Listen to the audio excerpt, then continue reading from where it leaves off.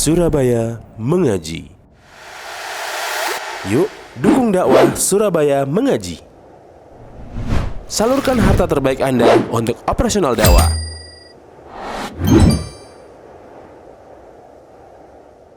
Saya ingat sekali salah seorang syekh kita, kalau tidak salah Syekh Anis Tahir, mengatakan Syekh Albani ketika ngajar di Jami' Islamiyah pengen naik motor. Naik motor apa urusannya? Di sini kita bisa naik motor, mau rebutan, mau balapan sama mobil nggak masalah. Tapi di sana naik motor merupakan aib. Jangankan perempuan, laki-laki yang terpandang sebagai tokoh tidak pantas dia naik motor. Suatu saat Syekh Albani pengen naik motor, kata Syekh Abdul Mansur Abbad, antum kalau naik motor negara antum terserah antum. Kalau di sini jangan, begitu. Nah, artinya khawarimul muru'ah atau yang menghancurkan kehormatan dan kewibawaan seorang diperhatikan dalam ilmu hadis. Dan antum akan dapatkan bahwa para ulama perhatian dalam hal ini. Kemudian termasuk di antaranya hafalan. Namanya dhabt binaqlil adli adh-dhabiti. Ya, orang yang kuat hafalannya. Antum melihat bahwa hadis ini dinukil kepada kita dengan hafalan para orang yang kalau dulu kita bilang Pentium 5 zaman anak masih kecil.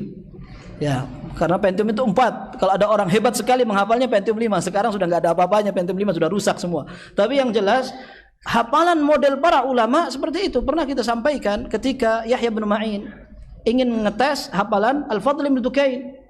Ya, mereka bertiga dari kota Irak menuju kota Yaman untuk belajar hadis kepada Abdul Razzaq As-San'ani.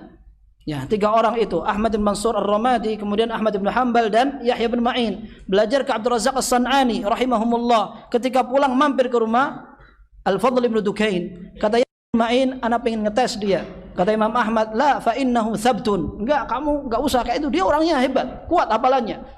Enggak, illa af'aluhu, aku harus kerjakan. Maka dikumpulkan hadis-hadis dari riwayat Al-Fadl bin Dukain, tapi dicampur dengan hadis lain yang bukan merupakan riwayat Al-Fadl bin Dukain.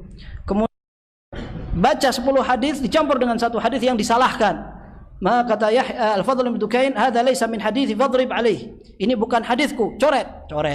Hadis kedua dibacakan lagi, hadis ketiga atau keberapa, 10 kedua maksudnya, maka ada campuran riwayat yang lain. Kata Al-Fadl bin Dukain, hadza laysa min hadits fadrib alaih. Ini bukan hadisku, coret. Yang ketiga ngamuk dia. Fataqallabat ainahu, matanya berbolak-balik, ngamuk ini. Ya, akhirnya diambilnya Imam Ahmad bin Hanbal di sebelah kanannya, dipegang zira'nya, kemudian dikatakan amma hadza fa arwa'u min an yaf'ala mithla hadza.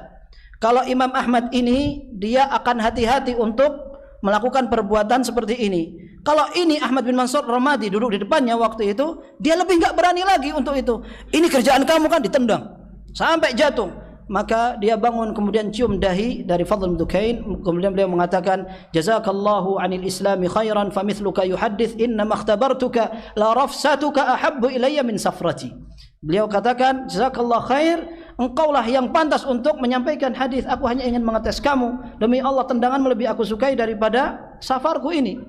Ya, artinya mereka hafalannya kuat. Zaman sekarang, ya mahasiswa nulis skripsi sudah lupa apa yang dia tulis. Apalagi kopas-kopas saja.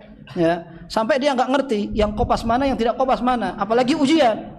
Ujian tulisannya bisa sama. Kayak hafalannya kuat aja. Imam Bukhari, ya, ketika ujian titik koma bisa sama semua. Ini kopas sampai nggak sempat merubah font lagi. Ya, taib.